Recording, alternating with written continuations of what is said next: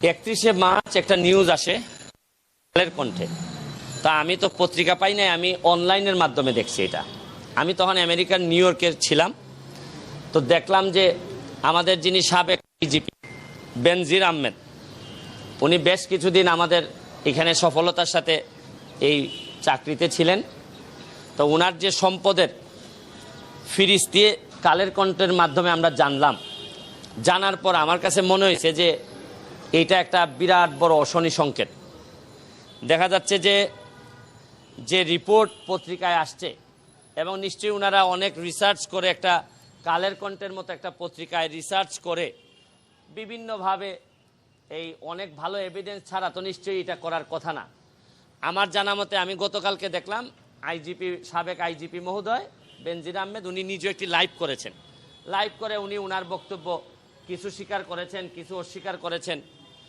এখন প্রশ্ন হচ্ছে কি, যে একজন আইজিপির 34 বছরের জীবনে যে বেতন হয়, বেতনে প্রায় 1,74,00,000 টাকা হয়, 1.25 কোটির মতো।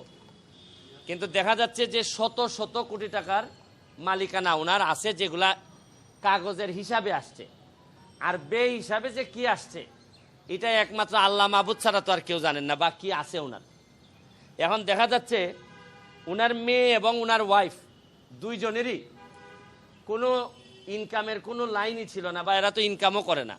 তারপরও 6টা কোম্পানি থেকে শুরু করে কোটি কোটি টাকার সম্পদ উনি বানাইছেন।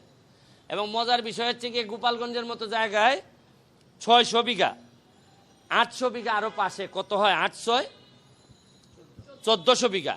তা আর কিছুদিন সময় পাইলে তো গোপালগঞ্জই কিনে ফেলতেন মনে হয় উনি। তা আমাদের সবাইকে আল্লাহ বাঁচাইছে যে বেশি দিন সময় পান নাই। তো দেখা যাচ্ছে যে উনি বৈধ বা অবৈধ পরে যে সম্পদ বানাইছেন, আর কিছুদিন হইলে হয়তো উনার জমির উপর দিয়ে আমাদের বঙ্গবন্ধুর মাজারে যাওয়া লাগতো। তো এত সম্পদ, আপনার শত শত কোটি টাকার ব্যবসা প্রতিষ্ঠানের মালিক এর স্ত্রী ও 2 মেয়ে 2 লাখ শেয়ার কিনেছেন। তো রিসোর্টের জন্য এলজিডি আবার 7 কিলোমিটার রাস্তা ওনার করে দিছে। যাই হোক, আইজিপি মহোদয় থাকলে এলজিডি তো একটু আপনার ফেভার করতেই পারে, বা একটা ভয়ের প্রশ্নও থাকে। তাই এখন প্রশ্ন হচ্ছে কি, বৈধ অবৈধ, এখন প্রশ্ন হচ্ছে কি, এত সম্পদের রিপোর্ট আসার পর আমি ভাবছিলাম যে আমার মনে আশা লাগবে না। দুদক নিজেই হয়তো এত বড় জিনিস দেখার পর দুদক, আবার শুনতেছিলাম ও দুদকের চেয়ারম্যান মহোদয় বলছিলেন যে ওনারা একটা চিন্তাভাবনা করতেছেন। আর চিন্তাভাবনাটা কোথায় থেমে গেছে এটা আমার জানা নাই। আর এত বড় জিনিস যদি আমরা কেউ কথা না বলি, তাহলে এই বঙ্গবন্ধুর বাংলাদেশে কি এত বড় দুর্নীতির অভিযোগের বিরুদ্ধে কেউ কথা বলবে না? আর দুদক নিজে তো কাজ যদি না করে, তা আমাদের দায়িত্ব হচ্ছে গিয়ে নাগরিক হিসাবে দুদককে বলা যে ভাই আপনি একটু নড়ে চড়ে বসেন।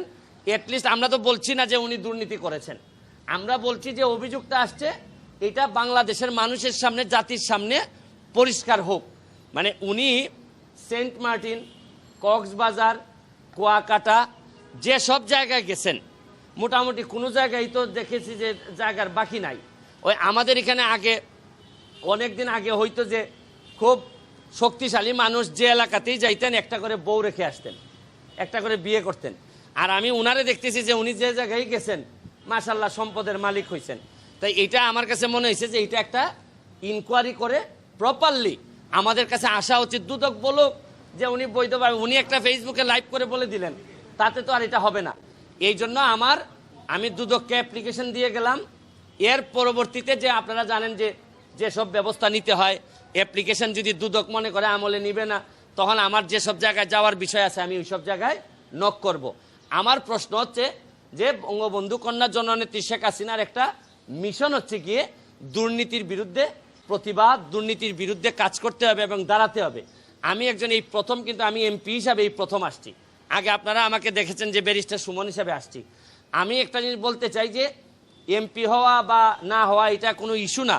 ইস্যুটা হচ্ছে গিয়ে যে সব জায়গায় দুর্নীতির ব্যাপারে অন্যরা কথা বলবে না, আমার যদি সামর্থ্য থাকে, শক্তি থাকে, সাহস থাকে, আমি কথা বলবো না। এটা স্বাভাবিক প্রক্রিয়া। দুদক যদি না যায় তাহলে আমার যা যা করা লাগে, আমার এইটুকু পর্যন্ত আমার যতটুকু এনার্জি আছে, আপনারা জানেন যে প্রতিটা মামলা, যেসব মামলা আমি দুদকে নিয়ে আসি, এই মামলাগুলো আদালত পর্যন্ত নিয়ে যেতে গিয়ে আমার অনেক এনার্জি খরচ হয়, অনেক প্রেসারের মুখোমুখি হইতে হয়, অনেক যন্ত্রণার মুখোমুখি হইতে হয়।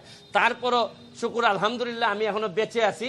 আর বেঁচে যে শুধু আছি তা না, 1 লাখ ভোটের ব্যবধানে এই আমি এমপিও নির্বাচিত হয়েছি।